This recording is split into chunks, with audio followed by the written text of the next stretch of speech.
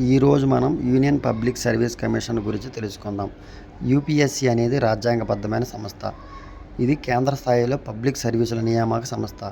దీని గురించి భారత రాజ్యాంగంలో 14వ భాగంలో ఆర్టికల్స్ 315 నుండి 323 వరకు వివరిస్తాయి.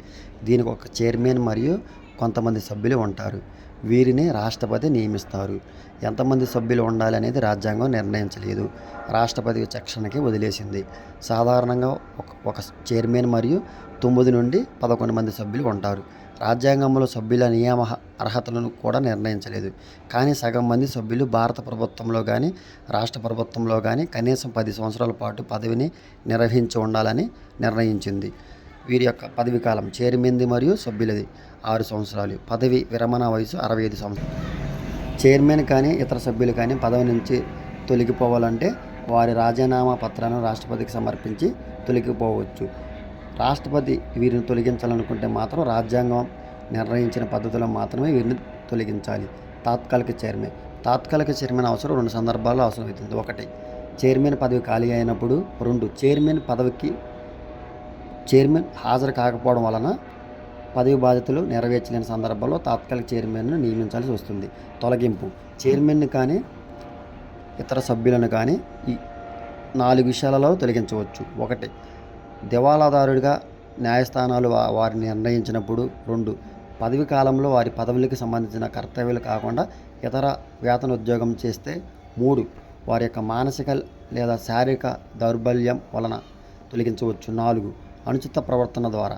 అంటే ఈ విషయం ద్వారా వారిని తొలగించాలంటే మాత్రం రాష్ట్రపతి సుప్రీంకోర్టు విచారణకు పంపాలి. సుప్రీంకోర్టు విచారించే సందర్భాలలో వారిని తాత్కాలికంగా సస్పెండ్ చేయాలి. ఓకే, విచారణ సరైందని తెలిసినప్పుడు వారిని పదవి నుండి తొలగించవచ్చు.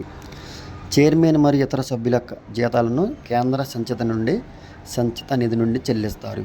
యూపీఎస్సీ సభ్యుడు పదవి విరమణ తర్వాత యూపీఎస్సీ చైర్మన్గా లేదా రాష్ట్ర పబ్లిక్ సర్వీస్ కమిషన్ చైర్మన్గా నియమించవచ్చును. అంతేకాని కేంద్ర రాష్ట్ర ప్రభుత్వాల్లో ఏ ఇతర పదవిని చేపట్టరాదు.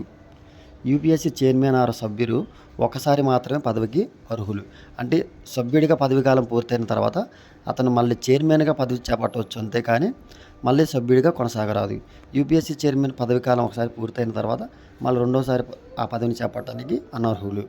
యూపీఎస్సీ వారి వార్షిక నివేదికలను రాష్ట్రపతికి సమర్పిస్తుంది. రాష్ట్రపతి ఆ వార్షిక నివేదికను పార్లమెంటు ఉభయ సభల ముందు ఉంచుతారు.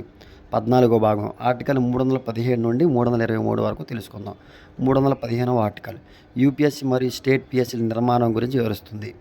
316వ ఆర్టికల్ సభ్యుల నియామకం మరియు కాల వ్యవధుల గురించి వివరిస్తుంది. 317 సభ్యులను తొలగింపు మరియు సస్పెన్షన్ గురించి వివరిస్తుంది. 318వ ఆర్టికల్ సర్వీస్ నిబంధనల గురించి వివరిస్తుంది. 319 పదవి విరమణ తర్వాత ఇతర పదవులు చేపట్టడం నిషేధం అనే విషయం గురించి వివరిస్తుంది. 320వ ఆర్టికల్ యూపీఎస్సీ యొక్క విధుల గురించి వివరిస్తుంది. 321 యూపీఎస్సీకి కొన్ని విధులను కేంద్ర రాష్ట్ర ప్రభుత్వాలు అప్పగించవచ్చు. ఆ విషయం గురించి 321 వివరిస్తుంది. 322 ఖర్చులు. 323వ ఆర్టికల్ యూపీఎస్సీ వార్షిక నివేదికలు రాష్ట్రపతికి సమర్పిస్తుందని చెప్తున్నాం చూసారా, అటువంటి నివేదికల గురించి 323 ఆర్టికల్ వివరిస్తుంది.